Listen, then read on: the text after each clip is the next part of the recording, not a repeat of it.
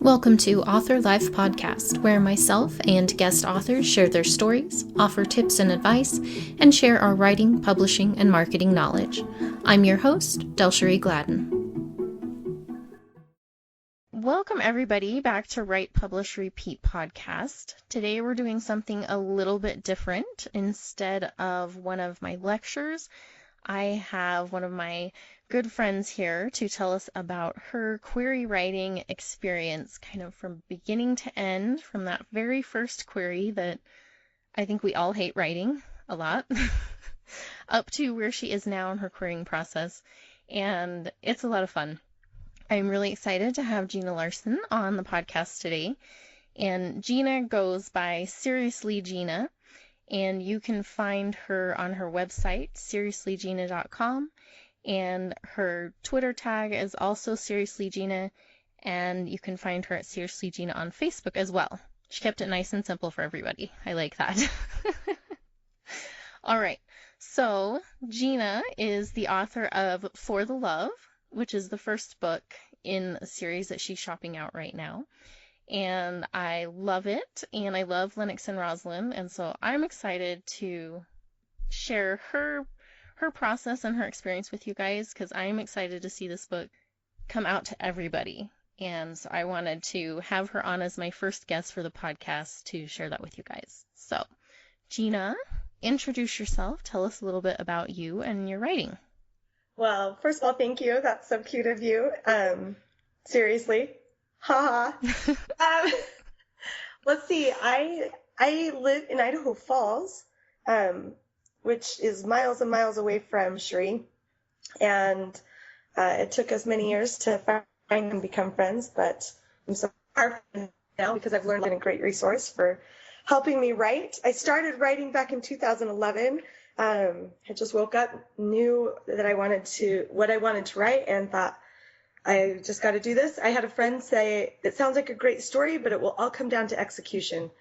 And boy, was she right, because it took me a long time to get that first draft done. And really, it took about 3 years before I got to the point where I was like, this puppy is ready. Let's see what we can do with it. I wrote my first query letter and just jumped in with both feet. And it's been 7 months since I've started querying, and nothing is set in stone yet, but that's what we're going to talk about today, I guess, and kind of where things are going. But I have a couple of kids. I was raised on a farm milking cows. I know how to ride horses. My husband and I just built our home, and I did a lot of work in it. I laid the floor myself, and I painted all my accent walls. I helped we hired my friend Matt to trim it, and I helped him. I was here every day, every minute that he was here. Learned how to trim out windows and how to do baseboards and shelving in closets and all of that, which was great because it led to a whole nother story idea, which I'm working on. And anyways, I like to get my hands dirty. I like to jump in with both feet, and I consider myself a quick learner, quick study. What's the word? I don't know what the right word is. And I'm incredibly outgoing. If you have not met me, you should know I do tend to be a little over the top for a lot of people, which does, I think, help me stand out as a writer. I have a lot of writing friends now, and being an introvert is not a bad thing, but I don't know what it's like to be an introvert. I am so extrovert. I was the mascot my senior year in high school. I have no problem getting in front of a crowd and can really talk and talk. Okay, like I said, real obviously, since I'm still talking. Okay, I'll stop. All right. So give us the brief synopsis of what For the Love is about, so we understand kind of where you're coming from with your query and everything. Sure. So For the Love is told in 2 point of views. It's Lennox and Rosalind, as you had said that you love them, which thank you. I'm so glad. And Lennox's family is disappearing one by one, but that's really not his biggest problem. He is being hunted by Cupid, which sounds cute, I know, but in my story, I have demonized Cupid. He is not the father of love. He's more like, well, he's the devil. And every time I felt like I needed, like, would say that, I'd get these mixed responses. Like, people would laugh at me, but then they were like, oh, well, that's different. And anyways, and so Lennox meets Rosalind as he's trying to figure out where his family is. And unbeknownst to the two of them, when they first touch, it ignites a curse inside Rosalind, which now binds her heart to his, so they cannot physically be separated without pain. It also changes her vision, and she's unable to look anyone in the eyes. If she does, she's drawn into their memories and becomes vulnerable to the outside world. So if I was looking at you and I got sucked into your head, you could punch me, I would go over, I wouldn't even know. Kind of like she blacks out. And I'm sure even when you're talking to them, they zone out on you. That's kind of where that idea came. Anyways, so now that they're linked together, her people consider them the perfect match, but really they're just strangers bound together, and Cupid's out to get them. And if they cannot figure out how to work with her curse and how to solve that and find his family, if that doesn't all happen for them, Cupid's going to enslave them to everything that love isn't. He'll bind them in his living hell, and that would be a bad thing. So that's a little bit about them. It's pretty fast-paced in my personal opinion, and it's got a lot of romantic element because I read for the love. I read for the love, which is kind of how the title came about, For the Love. But anyhow, there's an overall of what the story is kind of about. Thank you. All right. So, and when you finished your, not really your first draft, but your draft where you felt like, okay, I'm good to go with this, it was at about 135,000 words, right? Yes, it was beefy. Because remember how I said that I don't stop talking? Clearly that transfers to my hands. I don't stop typing. And yeah, in my head and the numbers, I hadn't done a ton of research on where that number should have been. I was just really focused on getting it done and getting it polished, and yeah, when I compiled it and saw the number at 135,000 words, I was like, okay. Instead, I probably should have been like, oh, but I was more excited than that. Well, yeah, it's done. So, yeah. And for people maybe who aren't familiar with word count rather than page count, because page count totally just depends on how you format a book. It's not really the best way to tell how long a book is. As far as word count goes, in the young adult, new adult genres, 70 to 90,000 words is pretty standard. I know for my writing, I'm usually over that. I'm usually closer to 100,000 words. So being at 135,000 words, that presented a little bit of a challenge for you, right? Yes, very, very much so.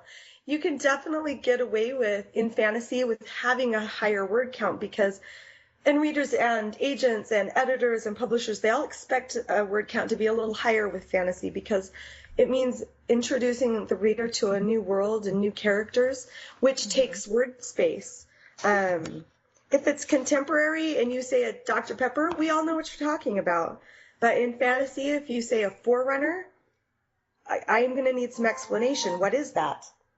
So, yeah, I was over word count, and it was something I was going to have to tackle, but I didn't quite know that. I hadn't embraced that knowledge just yet. I did learn quickly that really I should have been somewhere between 100 and 120. And 120 would still be pushing that number, but would be acceptable. Mm-hmm. But because I'm a go big or go home personality, I decided I am still going to send out some query letters and see what happens. Yeah. And I'm all for that because having read For the Love at 135,000 words, as a reader, I was like, man, I don't know what you cut out because I loved all of it. Aw, thank you. So that was tough, to try to offer any advice because I was like, I don't know what you should cut out. And And it's, there may have been an agent or a publisher that felt the same and was like, yeah, let's run with it. So, it's not like a black mark against you to try. That was where you No. were at, and Yep. you went after it. But before we jump into kind of responses, let's talk about how you approached writing your query Sure. in the beginning. So tell us Okay. about that. So I've attended several conferences and done a lot of online research and had learned, I lived on Query Shark for a long time. That is a fabulous resource. Everyone should Yes, it be is. uh, I wrote a whole looking at book that based on that before you experience. query. Yes. If you were going to query, you need to be reading Janet Reed's Query Shark blog and really get that through your head. There's a lot to be learned there. Anyhow, and so I knew I needed to be short, concise, to the point. I needed the who, the what, the why should I care portions. And so I just started with who, and that was Lennox, and what was going on. His family was missing, and why should you care? Well, you would be sad too if your family was missing, right? Not the strongest points of my story, but in my head, that's what I thought I needed. And then I sent it to friends because you really need a writing community to help raise a book.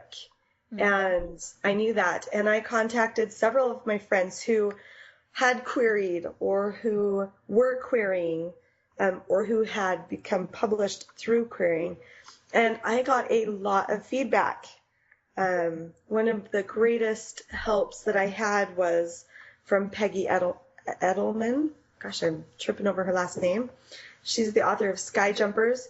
And she and I actually was looking at what she was going to be teaching at a conference I was going to attend, and it was on how to write a query letter. And I sent an email to her and said, I really am excited about your query class at this conference coming up in a few months, but I need the information now because I'm trying to query now. Would you be willing to to take a look or send me anything you have? And that's one of the best things about writers, is they have hearts of teachers for the most part. She emailed me back and said, absolutely, send me your query. Let's take a look at it. She helped me go over it again and again and again. And the biggest problem that she was seeing with my query letter was that it was just from one point of view, even though my story was being told from two. My biggest argument was that usually when you have a boy paragraph and a girl paragraph, or vice versa, and then you have that third paragraph that's like, can they make it together? That typically, and I say typically, is reserved for a romance novel. And if you go look at some romance books out there, it will be like, John's home from the war. Susie's been waiting a long time or whatever, but has found love in Steve. And the two are then reunited, and can they work past their differences and be together forever? And I felt like if I wrote my query that way, it would come across as very strongly romance. And while there is a romantic element to the story, especially considering it's about Cupid and how twisted lust and love can get and stuff, I really didn't want it to read like a romance. I didn't want readers to be confused, thinking they were getting a romance when really they were going to get more of a fantasy. And so I fought writing two point of views for a long time. And then my dear friend, Jay Meredith, who just goes by Jay, and everyone should know Jay, she suggested that try writing the query from Rosalind's point of view, just as an exercise. And that was eye-opening. I don't know why I hadn't thought of that. I may be a little slow to the races, but that was key to helping me. I don't consider Rosalind the main character because she does not have the most to lose in the story. That's Lennox, for sure. Yeah. But it was very beneficial to write the story as if she was the main character. And I saw really quickly how it's definitely not her story, but there were lines that came out of it, sentences that I was like, oh, yeah, that is her portion of the story. Her not being able to look people in the eye just is such a wrench in her goal for what she wants to accomplish with her life. And that's when I was able to start mixing it. And so at first the first query letters that I sent out were just Lennox. The second batch that I sent out were Lennox and Rosalind. But it wasn't like he and then her and then them. It read Lennox, and then it introduced Rosalind from Lennox's point of view still, and how he meets her and how their worlds are kind of become tied together. And then it's a them a little bit. So anyway, so that's kind of the process. And it took, I want to say it took me a year to write my first query letter to the point where I was happy with it. That probably is a lot longer than most people. But it was also your first experience at querying. Yes, and I did start writing query letters before I was completely done editing, because that's also really beneficial to your story. Mm-hmm. And I have read lots of advice where they tell you to write your query or your blurb before you even begin writing. Mm-hmm. I remember thinking that was crazy advice until this last July when I did precisely that. Mm-hmm. The idea for the book came, a fresh new book. I was able to write that blurb in 15 minutes. Mm-hmm. So there is definitely something to be said about studying, researching, slaving and bleeding over a query. And then when you start to get it, and then the pieces fall into place as to what you need in the query, what you need to tell the reader in this blurb, it becomes a little easier. Mm-hmm. And I really credit that, all that practice, as to how come I was then able to turn around and write one in 15 minutes for a different book. And it's not perfect. I share that on my blog, the query that I wrote in a few minutes. It's certainly not perfect. It's not the best query ever, but it's pretty decent considering I wrote it in 15 minutes. Mm-hmm.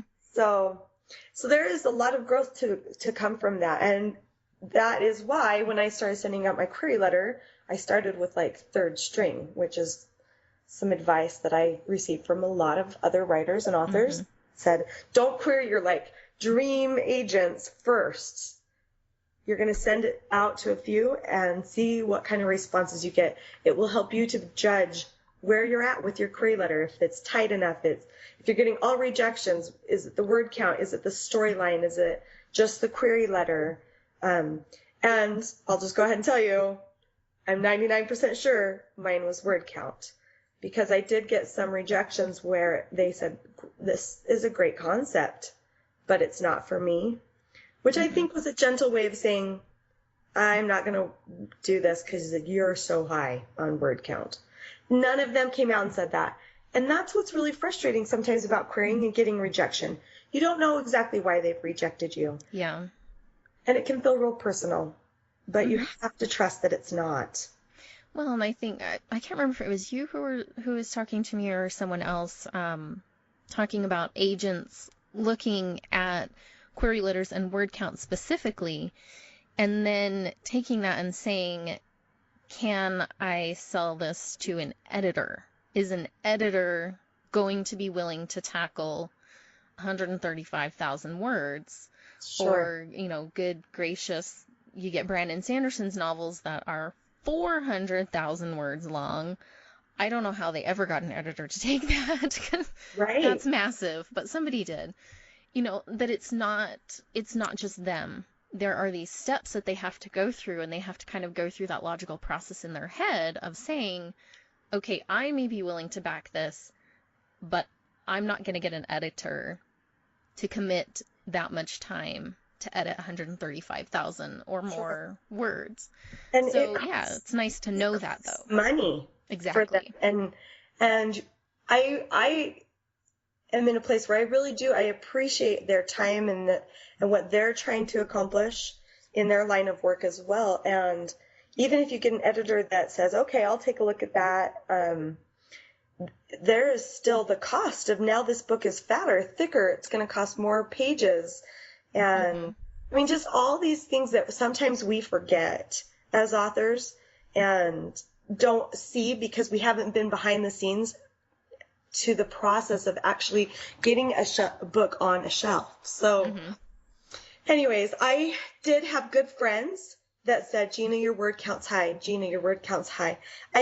Their words fell on deaf ears, and I truly apologize to those good friends who were brave enough to tell me that, and that I was too stubborn to listen. I really felt like I still have to try first, because there are books that do get through the gates that are higher in word count, and I just didn't know if I would be one of those. After that first round of rejection letters, I felt like, okay, what can I do? And that's about when I hit my whole experience with using social media and querying. And it really opened my eyes and changed my entire querying process. All right, so tell us about Pitch Slam and Dr. Stender and kind of how that experience kind of kicked off a new path for you, because the whole Twitter especially has really lately become this mode of pitching to agents and publishers, and a lot of them are embracing it.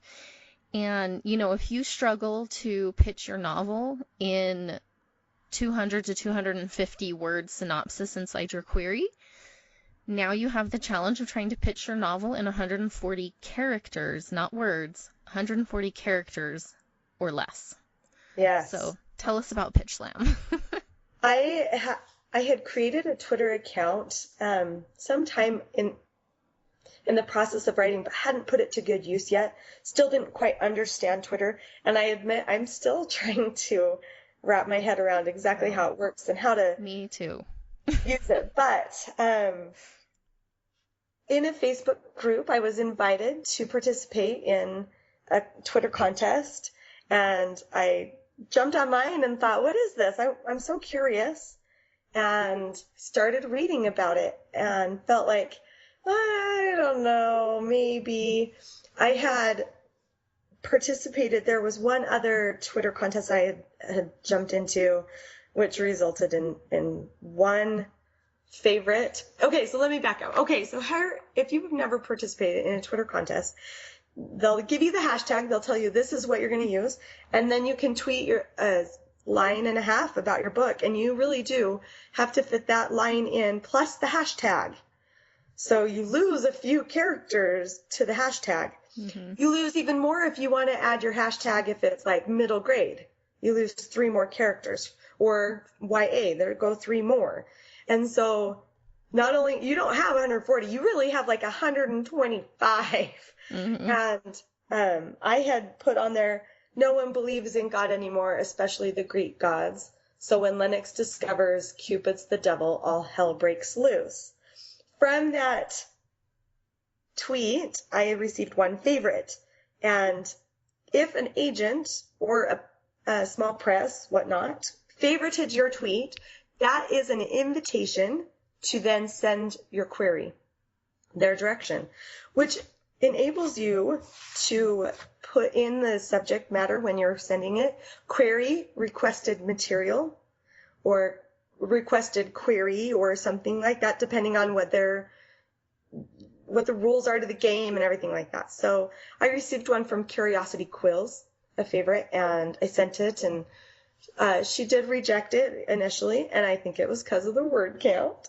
But that was fine. And so that was my first experience with it. So when I thought, oh, I can do this again, I'm going to try this again, I looked at it and decided at the last minute that actually I wasn't going to. At the same time, somebody had decided to create another hashtag to go with the PitMad contest, and it was played by. So you would put in your thing, and I swear every author does this. It may not be true, but we all create or find an actor or an actress or a hairstyle model, in my case, if we were to have our books be made a movie, this is who they would be played by. And so what you were allowed to do was put PitMad in the thing, and then hashtag played by, and then a picture of who you would have one of your characters be played by. I thought this was a fun game. I was all over it. I'm like, yeah, I can post pictures. This is fun. It was fun to look at other people's characters and who they envisioned their main characters. And sometimes a picture is worth 1,000 words. So to be clever, I started playing that and was having a good time.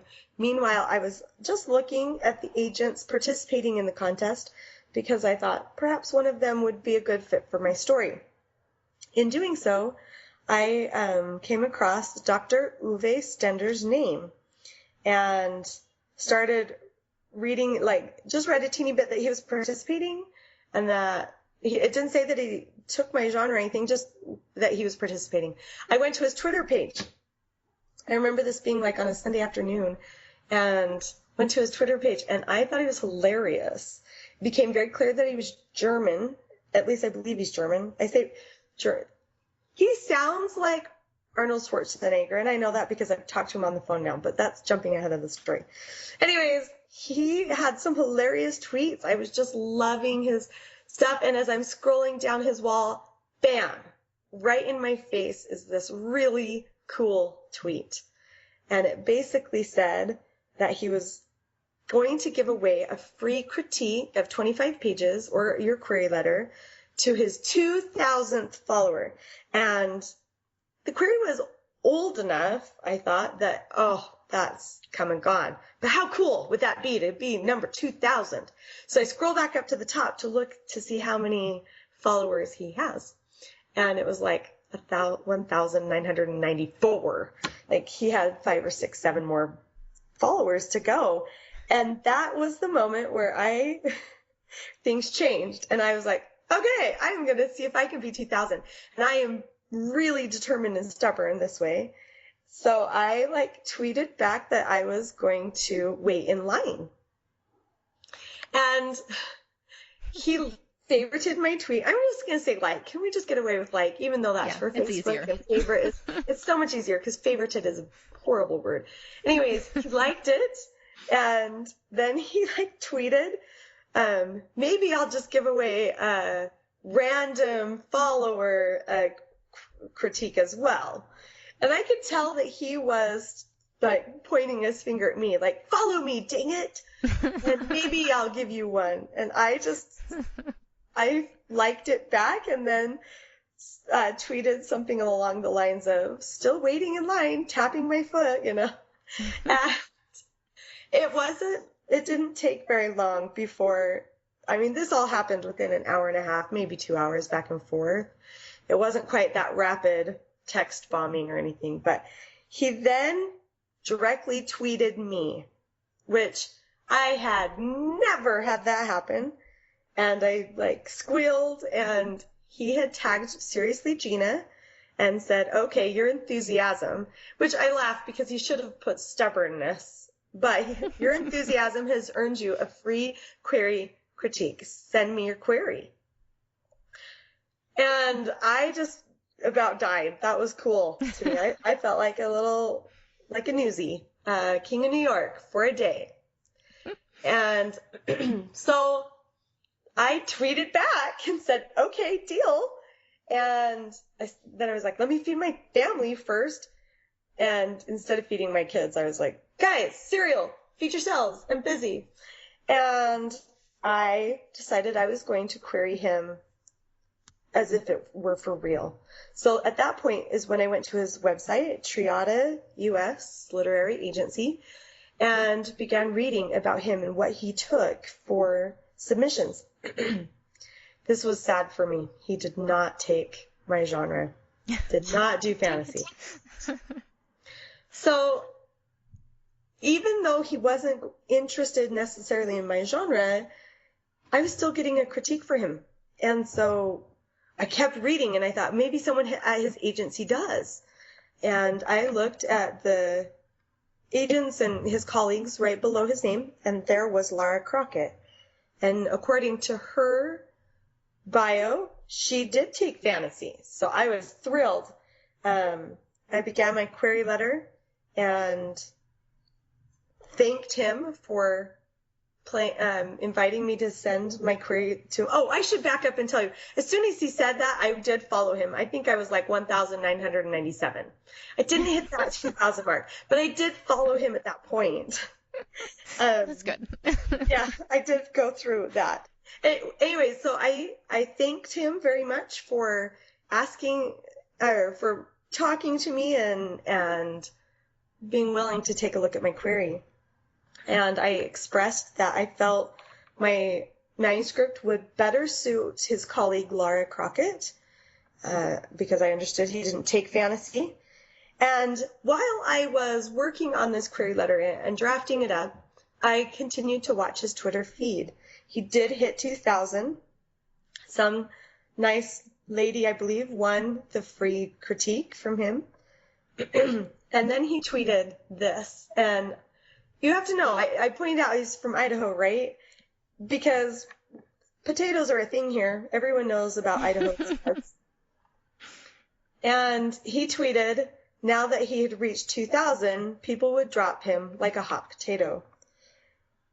And I saw that and I laughed really hard because we've all played a game. We've all played hot potato once in our lives as a child, where you toss something in a circle and don't want to get caught with it because it's hot or whatever.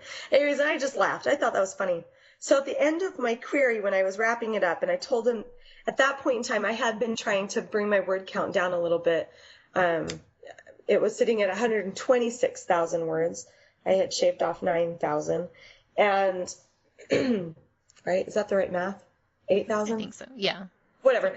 I am an author, not an arithmetic teacher.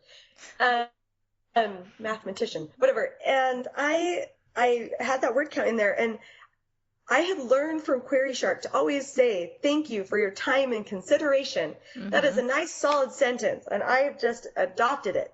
But I always like to tweak it so that it sounds more like me, so I don't sound like a robot. And so I said, thank you for your time and consideration. And for what it's worth, I don't think people will drop you like a hot potato. And that is how I ended that query letter. Name, email, address, all of that. And I sent it to him that night. 2 days went by, and I kind of, I kind of forgot about it in the sense that I just was expecting an email to come through with track changes or a general note at the bottom that would say, oh, here's where I feel like you could fix it. That's not what happened to me. I was preparing dinner. We were going to be having breakfast for dinner, and my husband was gone, and my kids were starting to fight, and my phone rang, and I answered it. It was my husband. And it was a conversation we had been needing to have. It was in regards to the house and some decisions. And I had been waiting to talk to him for all day, and he was still gone at work. And so while we were having that conversation, the kids start getting a little louder, and I tell them, turn on the TV, just be quiet. I'm trying to talk to Dad. And I got another phone call. This happens all the time to all of us. I got another phone call. I ignored it because I needed to have this conversation first. And I hung up thinking I'll just call back because it was an 801 number, which is from Utah. Could have been any one of my author friends that live in Utah. And then I realized I had a voicemail, thought I would listen to that real quick, but went to actually make dinner at that point. I'm slow and just thought I'll get to it in a minute. So once I kind of got dinner going and was scrambling up the eggs, the volume went up on my kids some more. Anyways, they were obnoxious that day. Started listening to the voicemail, and I honestly thought Arnold Schwarzenegger called me. And I'm going to say something that's like really awful and kind of stereotypical, and I mean no harm by it. But I thought for sure it was a telemarketer calling about something I had won somewhere. And it was partially because I was distracted by the noise. I was trying to cook. I had some other things on my mind from building the house and decisions that we were trying to make. So the timing wasn't all that great. And I'm just listening, but I'm having a hard time kind of hearing and understanding. And then I hear the words "for the love" come off this caller's lips. I honestly dropped the phone. And I dropped the phone and it turned and snapped at the kids. I apologize. It was not one of the best moments in motherhood for me. And I snapped at my kids, sent them to their rooms, which they totally deserved because they were being naughty and fighting and bickering and just, oh man. Anyway, sent them to their rooms and picked up my phone, took the eggs off the heat, very calmly redialed my voicemail. Dr. Stender had called me. Now, I don't know about you, Sheree, but agents don't just call authors. No. At least, okay, right? Am I wrong? No. Okay. Yeah, that's not usually what you get as a response. No. In fact, to my knowledge, that phone call, and I'm using Joey air quote marks here, the call is reserved for when they want to make an offer or want to offer to represent or whatever. Like, that's a special thing. And usually you get an email preceding that phone call that says, can we call you Monday at 3:30 so that you are prepared. You are not cooking eggs. You don't have kids fighting and you're not on the phone with your husband. That email never came, and that's fine. But I was just shocked. I was thinking a million things. My mind went a million places. Why is he calling me is the first one. Second, like, is he calling because he thinks my query is like that good? Have I converted him to wanting to represent fantasy? Yes, my ego did get away with me for a minute. But that's because I knew that a phone call was very unlikely unless they were excited and like they felt like this was something that, right? So I was all geared up and I go and I'm listening. I push the appropriate buttons to get to my voicemail and I hear, you have no messages. And I thought about that for a second. I thought, well, yeah, I know I have no new messages. How do I get to the messages, you know, that are saved or you didn't finish listening or whatever? Because my phone, I dropped it, you know, whatever. That's there. I didn't delete it, right? You have no messages. You have no messages. I played that button over so many times I can hear the voice in my head. You have no messages. I like sunk to the floor. I started crying. I just didn't even know what to do. So of course, I, like an idiot, I'll just call back. So I dialed the 1-800 number. I went into my caller ID and I hit call and it went straight to a service. And it was like, oh, this is a calling service. I can't get through to whoever. And so at that point, I was pretty distraught. And I reached out to my support group that I have, my writing group. They're my friends, my colleagues, my critique partners. And on our Facebook thread, I said, what do I do? And lots of messages back and forth. And two friends came up with one perfect solution. One of them had an account to Publishers Weekly. Is that right? Publishers Marketplace, sorry. Mm-hmm. And he was able to look up Uwe Stender. And he found a phone number for me. And he's like, you're just going to call him back. Here's a number. At this point, it's like 10 o'clock at night. I'm not actually calling him back right there. But he's like, you're just going to call him back tomorrow. And I was like, I can't call. It sounds like my dog ate my homework. What did you want? Plus, it's just protocol. It's professionalism. You don't call agents unless you've been invited to do so. And so I was feeling really like I couldn't. It was my friend Charlie who came up with a beautiful response and just to say that I hadn't received his full message and I'd really like to hear what he had to say.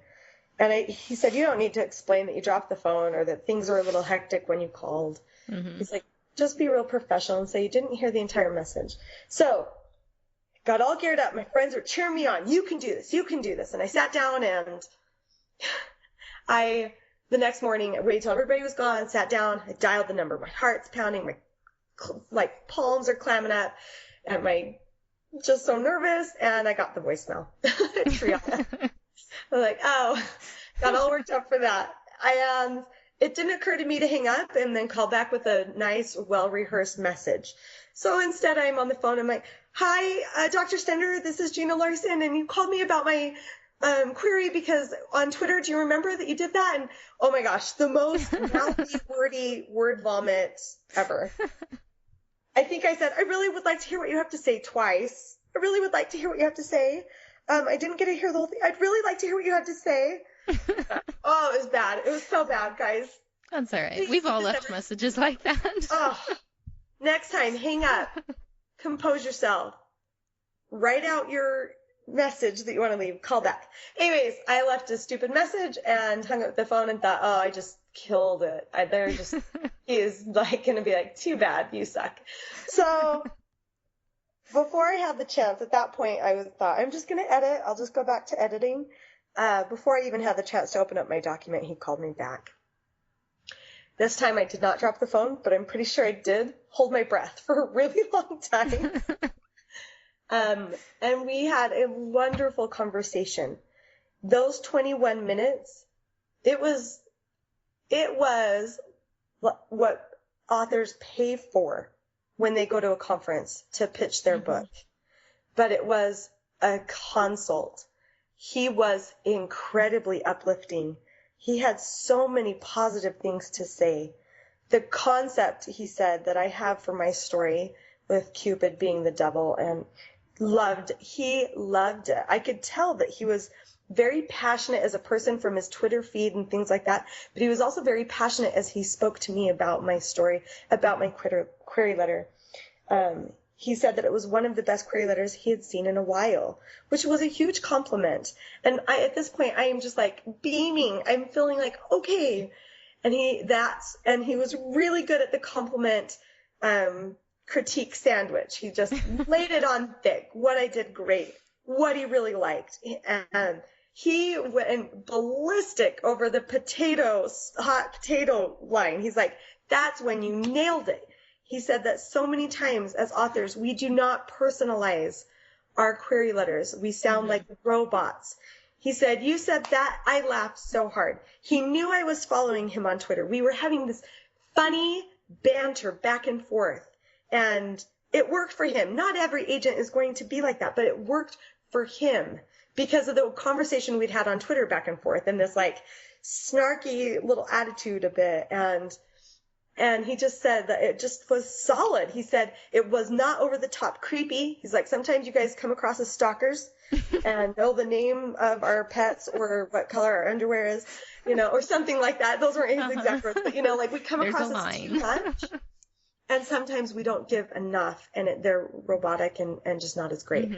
He said that. So I'm feeling really great. Then he said, okay, so let's talk about the two things in your query I'd like to see fixed. And one of them was the word count. Another was a portion of the query. And he gave me some great tips and some advice and told me to push through and that I could do this. It's very encouraging. He wrapped up by saying lots of nice things at the end. And the kicker for me, where it went solid for me, was when he said, and I absolutely think you need to send this to Laura. I would encourage you to do so. He said, now I'm not going to tell her that I told you that or anything, but I really feel like you should definitely send this her way. He said you were right. You did your homework. It was perfect. You did great. So that phone call ended and I kind of didn't want it to, mostly because I felt like I had made a friend and I kind of wanted to be like, okay, so can I fix it and then send it to you again? But I didn't. I was just really calm and collected.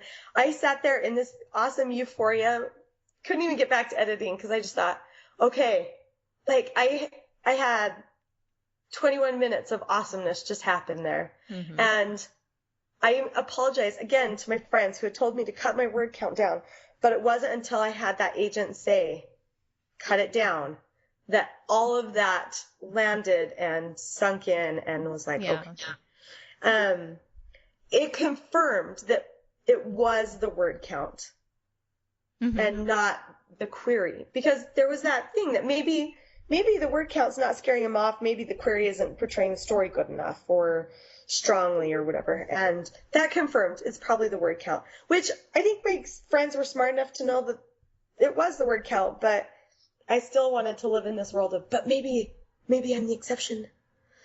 Anyways, I went to work on that query letter and on the manuscript because the one was fixing the portion of the query letter was much easier than the overall cut another 6,000 to 8,000 words. Yeah. That was going to take me some time. So that was that experience. It was very unusual. I don't think that happens to a lot of authors. I could be wrong, but I've never talked to anybody else who's received a phone call similar to that. Well, and I think, besides just pointing out how important personalization is, and a lot of especially newer authors don't do that. They don't feel like they have anything to personalize their query with. It's like, oh, I found you on Publishers Marketplace, and it said you take young adult. Yeah, that's not really a lot of personalization. That's robotic. But I think you see that with, when you're trying to connect with readers, you hear the same thing. You have to make a personal connection. If you make a friend, you make a fan for life. And I think your experience kind of shows that as well, that when you really take the time to invest in learning about the people that you're trying to query, the company or the person themselves, that shows, and that gives you an extra edge of saying, like, hey, I'm not just throwing this out there. And I think then that's when you get those more personalized rejections most of the time. Hopefully not a rejection once in a while. But you get that where they're willing to say, hey, these are all the good things about it. This is why I can't take it. Right. And I think that's easier for them to do when they feel like they've made a connection, because they can kind of get that idea of, this person's not going to freak out and send me like 12 emails being like, you're so wrong. Why didn't you take it? Oh my gosh, my query is perfect. Because they don't know you. But, when they've had a little bit of interaction, or when they get a really good feel for an author sending their query, I think they feel more comfortable offering that advice and saying, oh, this is where it needs to be fixed, or this is why you're going to have a hard time pitching this. And I think your experience really shows that, and how important that is to just take a little bit of extra effort. Sure. It's scary for them too. They don't want some crazy person attacking them. No, they don't. They really don't. So I don't want anyone listening to us to think that this was a fluke. Even though it kind of feels like it may have been a fluke, it can happen to you. It can happen to any author that really wants to put themselves out there. And I had this moment where I realized, like, I can use Twitter more for this. Mm-hmm. And at this point, I don't send any query letter out now without checking Twitter feed. What they're saying on Twitter is live. It's happening right then and there. Mm-hmm. And it's not an old interview. It's not 2 months old. I mean, you can be if you scroll that deep into their Twitter feed, but it's not. It's fresh and it's real. Mm-hmm. And for example, I just sent a query letter to Jenny Bent at the Bent Agency. She is an agent that should be on any author's radar, because she's amazing and has a lot of experience in the industry and has really done some amazing things. And I was debating sending my query to her. So here's where the query sits now. It's much tighter. My word count is at 116. That is such a beautiful number. And someone should give me some chocolate for chopping off almost 20,000 words of that story. That's a big accomplishment. And it is solid. It is a really strong query, and I am proud of it. And because I know it's taken me so much work and effort to get there. And I do think every once in a while we don't give ourselves enough credit or take enough pride in our work. And this is one of those places where if I never get this book shopped out and sold and published, so be it. But I've got a good query letter. It's a tough thing. So because it's in this solid spot, I feel like it's time to query some of those first stringers. Mm-hmm. And I have not heard back from Jenny Bent yet. I just sent it last week. But what I did is I composed my query letter. And of course, the blurb itself is always the same. The meat never changes. But it's that introduction and that conclusion to your query letter it needs to vary with every agent. Mm-hmm. And so I had mine, and I was feeling like it lacked that special oomph that I needed. And I went to her Twitter feed, And I'm not kidding you, about 3 tweets down, I found a tweet, oh my gosh, anyways, that said, if you've been thinking about querying me, do it now, because I'm closing to queries in 1 week for the next 2 months. Do you want to know what? That was the perfect in that I needed. It shows that I am paying attention, because I've been to a feed before. This is not my first time, but it shows that I'm paying attention. I went back into my query letter and I said, Jenny, I am so glad I saw your tweet today. And it was a post on that day, like it was that day's post. And I said, because you have been on my radar, I have been wanting to send this to you. This is perfect timing to send it before you shut down for a little bit. And, you know, and I used much better wording than that, obviously. But anyways, I wrapped it up and I thought, okay, yeah, this looks good. And I sent it. And that is how I'm using some social media to put that into my querying. So let me wrap up with telling you what happened. I got home, I hit those special numbers at 116, got my query letter nice and tight. It did take a couple of months. And I knew deep down it was time to send it to Laura Crockett, because I got to say in that query letter in the introduction that Dr. Stender had encouraged me to send that to her. That, folks, is like gold, because when she saw that in the query, chances are she was going to go to her colleague and say, what's this about? Is she lying?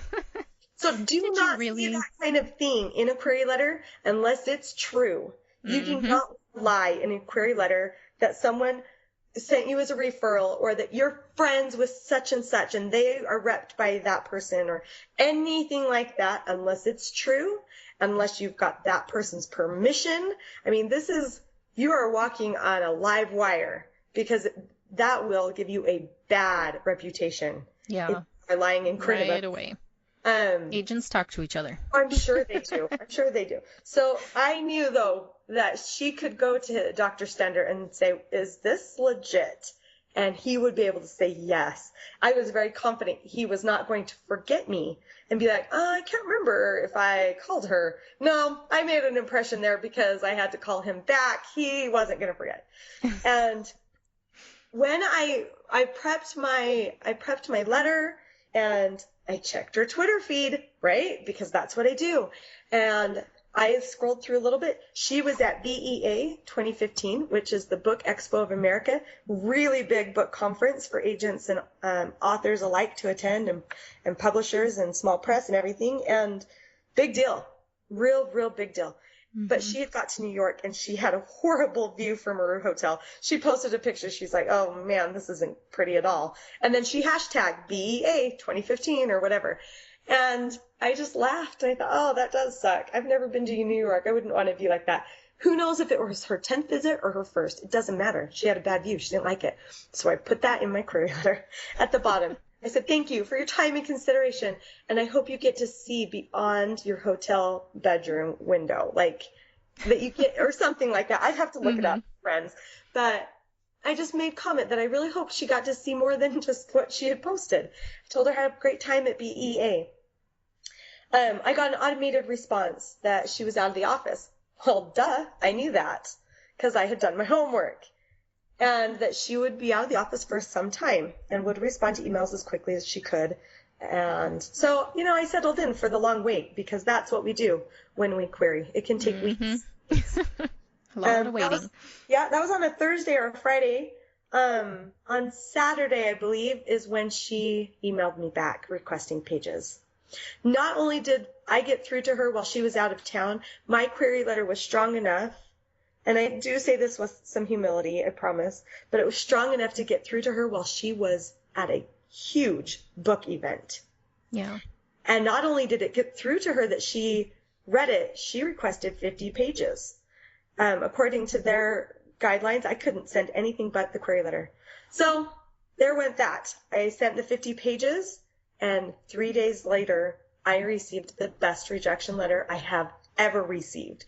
And it feels weird to say that, but it was such a good rejection letter that not only did I feel motivated that I could keep doing this, but it broke my heart because with the positive attitude that Uwe Stender had and the positive response that she had, I felt like this is the agency. Like, I want to work with positive people. And she just said that she felt the narrative wasn't for her. That was the one line. And I wanted to say, because why? Fill in the why. And who knows, maybe really she just felt that she doesn't like Greek mythology. I don't know. Maybe she's got something she's just picked up that's running in that Greek mythology. Sorry, I realize that Cupid's actually Roman. Whatever. Greek, Roman, it's all Canadian. They're all the same. I'm just kidding. But when it comes to those mythological gods, it's not as big a deal. But my point is, I don't know. She said that the narrative wasn't for her. I trust her. I believe what she said. She did not have to take the time to say the things that she said. She could have sent a form rejection, but she didn't. She sent something that was like, keep going. You are going to land an agent with this query. Your 50 pages are ready for the press. It was so encouraging. I wanted to, at that point, query every single agent on my list, but I still was like, no, okay, I'm just going to hit a couple at a time, just kind of wait and see. Anyways, social media can really, really get you out of the trenches of querying. It can bring your query letter to life. I am a big fan of it now. I will not send a query without checking their Twitter feed, their Tumblr, their Facebook, if they've got a Facebook page, or yeah, and that's what I was gonna say. I mean, because blogs. There's still a lot of people who aren't on Twitter, and it, like you said, it's kind of hard to figure out. It's hard to get into the group of Twitter at first. So whatever social media you are comfortable with, use that. A lot of people are on Instagram now, they're blogging. One of the people I follow on Facebook is Brooke Warner. I've followed her for a long time. She always posts really great, helpful articles, and I've never queried her. She doesn't really take what I write, but be interested in what they're doing and what they've got going on, and that's going to help you make a connection, and it's going to give you that extra, oomph in your query letter, because you're not just cold calling a complete stranger. Right. It suddenly warms everything up. There was a tweet in my feed that I was looking at by Carly Watterson. Shoot, I apologize. Anyways, and she had just posted 20 questions to ask your main character or something like that. And I clicked on it, the link, and I read the article, and I thought, this is great. This is really good. I read the comments to see what the comments she had received. And it was so great. I went back and I tweeted to her and I said, that was really awesome. And I'm really, really loved this particular comment. And she tweeted directly back to me. She tagged me in the tweet and tweeted back and said, you're right. And it was thank you or something. I don't really terribly remember right this second. But I then clicked on her name because I couldn't quite remember why I had followed her, like who she was. And I had this huge moment because she's the vice president of this literary agency. I was like, I kind of thought she was another author, just blogging and I had this interaction with an agent and she tweeted back to me, you can get an agent's some interaction happening. And it was honest, I wasn't trying to stalk her or anything like that. I just thought what she posted was interesting, read it, and commented back and said, that was really thoughtful. And there were only a couple of things I couldn't answer, because she was having the authors, look at your main character. Do you know them? And really, here's how you can improve your writing if you know your character really well. And I'm reading that going, yeah, I did that. Oh, I haven't address that with my character, and I need to know that. It doesn't necessarily go in the book, but I need to know that. And I just genuinely responded back to her on Twitter. She genuinely responded back. I said something kind of silly that I was like, oh my gosh, I feel so stupid. I was like, P.S. why aren't we real friends? I didn't realize she was who she was, and that's okay. It's really okay. I had some interaction. I tweeted Victoria Aveyard, I think is how she pronounces her name. She's the author of Red Queen right now. It's just a book that is on my radar. And I messaged her that I was 5 chapters in. And she's not Stephanie Meyer yet. She's not J.K. Rowling yet. But I'm excited for her because I know a little bit about that book and I've kind of been following along with where it's going. And it was really cool to message her and have her like my tweet back. She's aware that I am excited for her and happy for her. So sometimes you might just get a like, sometimes they might respond back. And it is an excellent way to network. You absolutely need to do it. Yeah, I'll say, I mean, and not even just with agents particularly, but just within the writing community. I know, Yep. Anytime I read, I do a lot of, marketing research and stuff like that. And anytime I find a blog that's really helpful to me, I'll share it on my Twitter feed and I'll tag, either the blog or the writer if that's available. And, not only because, it's nice to be able to share that information with other people, it's just a quick and easy way to just be like, hey, thanks for putting that out there. It was helpful to me. It's And that an makes a big absolute difference. compliment. Yeah. Absolutely a compliment. I blogged just back in April after coming home from the LDS Storymakers Conference, and I just did an honest blog about the conference, included pictures that were silly and that were exciting and my experiences in pitching for the first time and meeting some agents. And one in particular was Mark Gottlieb of the Trident Literary Agency, and we had taken a selfie photo and we'd even been photobombed in the picture. But agents are so human. They're so great. They really are. You cannot consider them to be dark, evil trolls out there to just tell you that your work sucks. They're not that way at all. I've had too many interactions at this point to even think that's real. People who are saying that just are so wrong. Anyways, and I blogged this honest, from the heart post about that conference. And within a day or two, I was flabbergasted when Mark Gottlieb shared that post on Trident's media page. Oh, Okay. that's awesome. I wanted to kind of die because then I was like, I don't even know if I spell checked it. Like I was just, But they're looking for authors that are fun and exciting and are out there to improve the community. I blogged about that strictly to share my experience about what Storymakers is. And I know that sometimes it has the stigmatism of being LDS, of being this Mormon writers only conference. That is not true. If you do a little bit of homework, you'll understand why it's called that conference, and you'll realize there's 700 people attending. They're not all Mormon. They're just not. And anyways, I just was sharing that post just as a general, hey, this is a great conference. If you're thinking about going to a conference, this is one that should hit your radar. It's affordable. It's fun. There are some big names there for agents and editors that you might get a chance to work with or pitch to or whatnot to learn from. And that genuine post was something that obviously resonated with him enough that he shared it. He didn't have to share it. He didn't even have to read it just because his picture was in it. Big deal. I mean, in our world, he's a movie star. They cannot read everything that we tweet or blog about them. Yeah. But in my case, I had that, like I said, my Newsies New York minute where I felt like king of the day for, that he shared that. And it increased my feed, and I have queried him, and that led to a referral. And there's just so much to be said about using social media and networking and just being a good human. Be who you really are online as you are in real person. Exactly. It will come through. They will see that.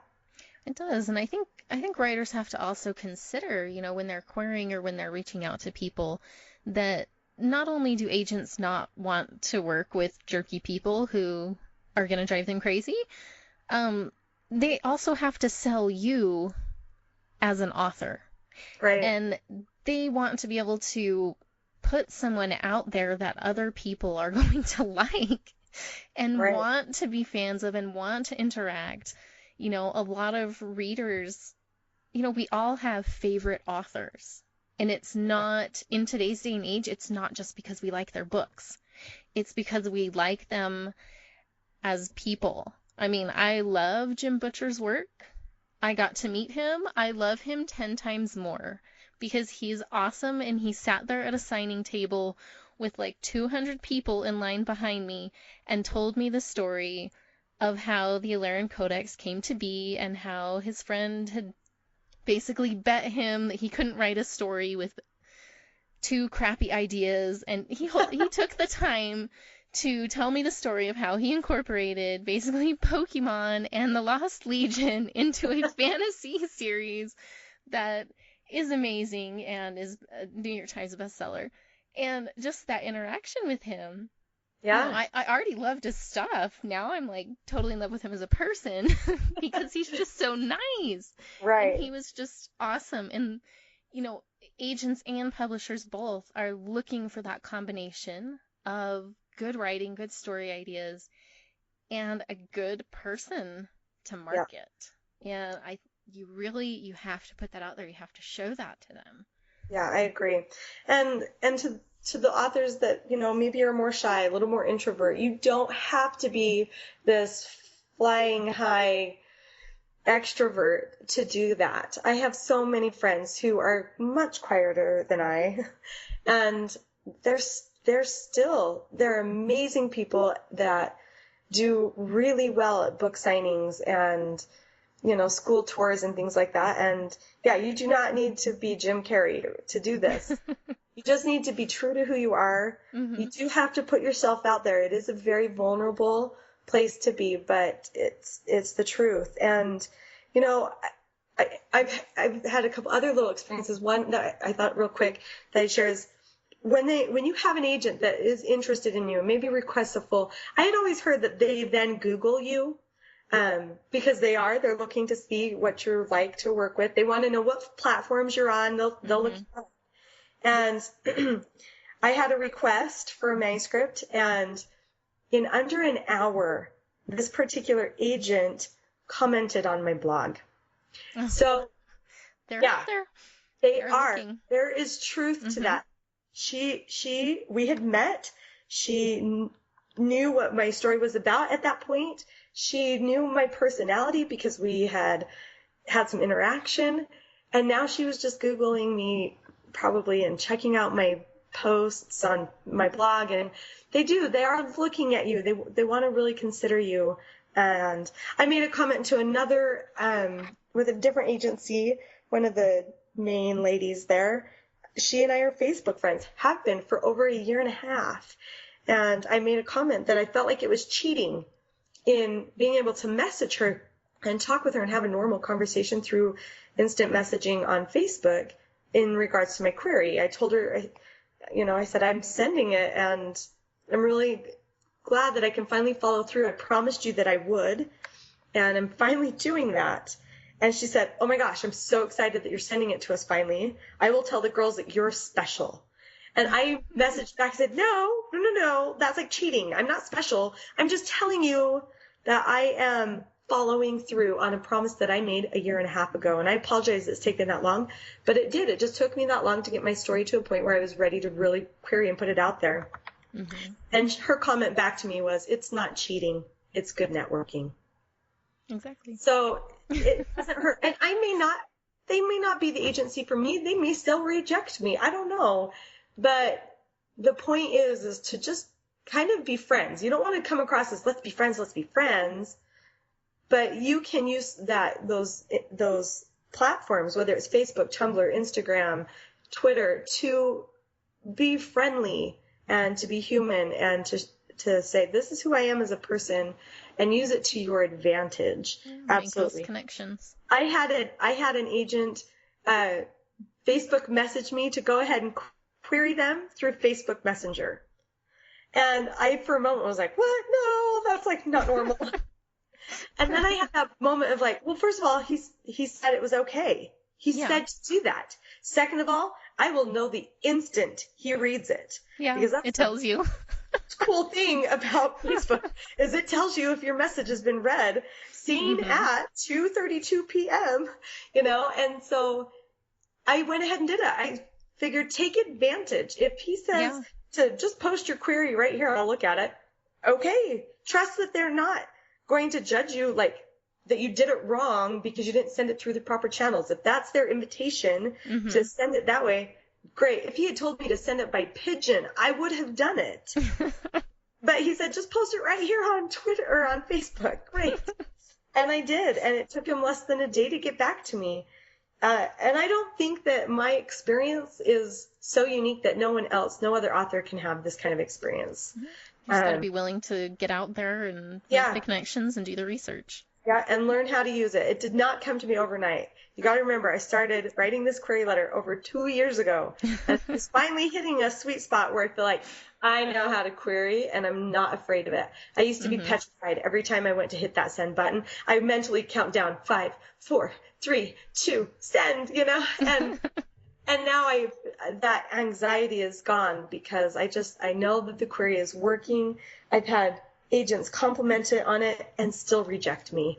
So I just got to find the right one and keep putting myself out there, and it'll happen. And maybe someday when it does, I can come back to your podcast and be like, I made it. It worked. So, well, before we wrap up, tell us kind of where you are right now, whichever ones you're comfortable saying. Sure. I've got this here and there, because sometimes people don't want to broadcast. Yeah, you don't necessarily want to name drop when people have got your stuff. And all the names that I've dropped are just experiences that I've had working with them, and where things sit kind of with them and being rejected and whatnot. And so I have sent out just recently, back in April, after going to a conference and pitching my book and having some experiences there with the meet and greet with the small presses that came to that, I walked away with 3 requests. All 3 were slightly different. One was a verbal to send pages. One was a request to send a query letter and I think the 10 pages. And one was a request just a query. And I came home, I did that, I sent those out. That's when I queried Laura and a couple of others. I think there was a handful, maybe 6 is all. And out of those 6, Laura obviously rejected me, and I still love her. And 4 became full requests. And no, I apologize, 3. 3 became full requests. 1 I haven't heard back from yet. And another, gosh, maybe my math is really off. Like I said, not a mathematician. 1 became a referral that I then queried to an agent within their agency. And I had a full request just Thursday morning. So it's going out there, and I'm seeing a lot of success, again, air quotes. I'm seeing a lot of success with my query letter, and I have high hopes that there will be some offers in the work that I can then say, okay, what do I want to do with this? I've had one that's been through Twitter. She's messaged me through Twitter, and she has said she too loved Lennox and Rosalind. She actually tweeted that to the public, and I squealed because I thought, you don't tweet about a book that you're considering unless you're serious about it. So I do admit that I'm expecting an offer to come through. It's a small press that has caught my attention, and it might be perfect. It might be the perfect home For the Love. I just don't know yet. I haven't seen the offer yet. She tweeted me through a private message on Twitter that as soon as their entire board is back from vacation, to expect a phone call and lots of emails. So without saying it, she's saying an offer is coming your way. But until that really comes to fruition, there's nothing set in stone. So I just keep pushing forward and looking at who do I want to query, who do I want to wait on. There's a few I'm waiting for feedback on. And I respect their opinion enough that I don't want to pursue too much until I've heard back from them. Mm-hmm. I have sent one nudge email that was well received. She emailed back and said that she hadn't read my manuscript yet. I was following a little bit on Twitter, and then a friend shared a Tumblr post with me that said where she had confessed on Tumblr that she had 71 manuscripts waiting to be read. And that number is very high because she's had an unusual summer, and she's also getting married and stuff like that. And So yeah, she's behind on reading her manuscript. So knowing that I'm not the only one, there are 70 other people who are waiting for that answer. And you just got to be patient and know that the process is a process. For some people, maybe it happens really fast, really quick. It was meant to be, bam, books on the shelf by the end of the year. Others, it can take years. It is not a tradition. Going through that traditional or small press or whatever isn't for the impatient. You need thick skin. You need patience. And the best thing you can do while you're querying is to keep writing. Send your query letter out and then work on a different project. Keep writing, because that love of writing and having new characters that you're like, I really just want to tell this person's story, keeps you writing, and it fills the time. You're not just sitting around and waiting. It will make you better at the craft and just keep those wheels greased and going. So, in fact, I'm co-authoring a book with this gal named Cherie Gladden, and it is her turn to write. I know, I'm sorry. I had edits. I had to finish the ghost host. I know. I was thinking about that this morning. That project also fills a void when I have, when I've got these queries and I'm waiting on something. It fills that void of what do I do? Oh yeah, I've got this project that I'm working on, and she's relying on me to do my part. And I'm just giving you a hard time because it's a side project that you and I are both doing, because we have our main projects that we're working on. But keep writing, keep doing something. Do not just query and then sit and wait and stare at your computer and wait for emails. It will make you go crazy. The worst thing you can do. Absolutely. Yes. And keep blogging and keep posting about your work and what you're doing. Because if those agents are watching you, they'll see that you're still writing and that you're still coming up with story ideas and that you're still pursuing your career in writing, even though you may not be published yet. So that's where I'm at. All right. Well, I think that is awesome to be able to share with other people, to show kind of that progression from where you started to where you are now. And I think my fingers are crossed, and I think everybody else's fingers are going to be crossed for you, that you'll find the right place for the love, and you'll be happy with them, whoever you end up going with. So I just want to thank everybody for listening today, and I'll be back probably next month. My kids are getting ready to go back to school, and I'm waiting on edits for one of my books, so it'll probably be next month before I post a new podcast. But I want to thank Gina for coming on today, and if you want to get to know Gina better, and I know you do, find her on her blog, SeriouslyGina.com, and you can find her on Facebook and Twitter as well at SeriouslyGina. So thank you guys for listening, and I will see you next time.